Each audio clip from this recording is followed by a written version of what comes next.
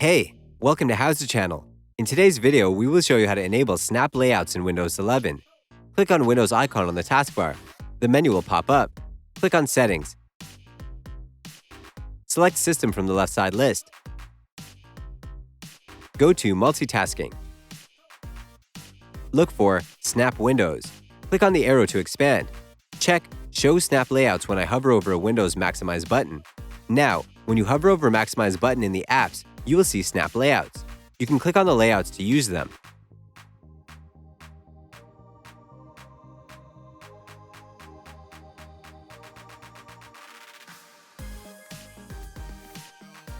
You can also press Windows+Z to show snap layouts.